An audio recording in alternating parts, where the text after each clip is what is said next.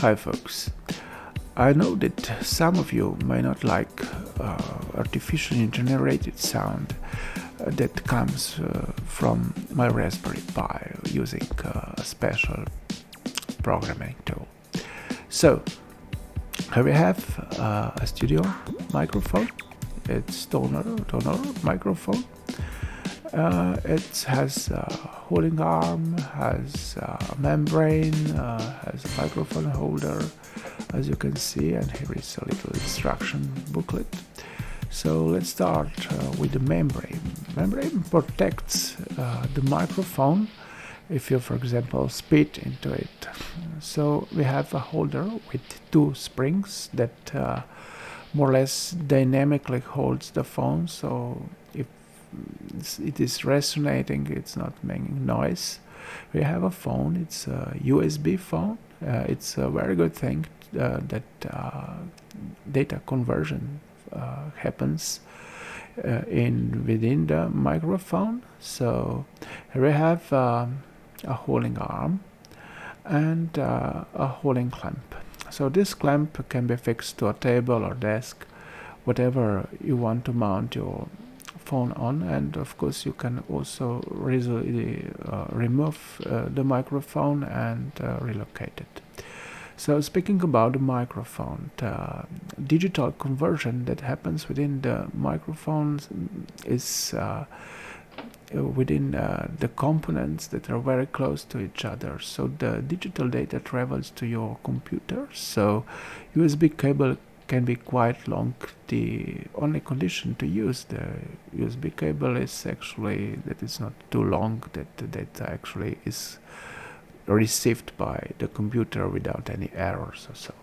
As you can see, I have already extended the holding arm, and on the tip of the holding arm there is some kind of a screw that you have to fix the microphone holder on. You have to rotate the microphone holder on its axis, which you'll see that it is not always very easy, especially if you are doing this for the first time. But a good thing is that actually you don't have to do this very often. You have to do this just when you are assembling your phone, and this is when you are moving somewhere or something. You can also see that this cardboard box has some kind of padding in it that holds all the components of the microphone in place, and this is also a good thing if you are going to transport the microphone, so this prevents any kind of damage happening to the microphone. And I can see I have already fixed the microphone holder to the holding arm, and the next step is to put simply the microphone in the holding arm, the holder. The holder actually has some kind of clamp that you can press with your finger, and then it's actually even easier to insert it.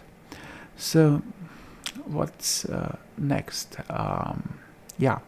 Then you can test, of course, your microphone. I wrote in the title that we are going to test it. Yes, we are testing it right now because the sound that you are hearing was recorded by this microphone that you are seeing being assembled. As you can see, you have to correctly set the strings, so they are actually held by all these hooks, and then there is not much else to do.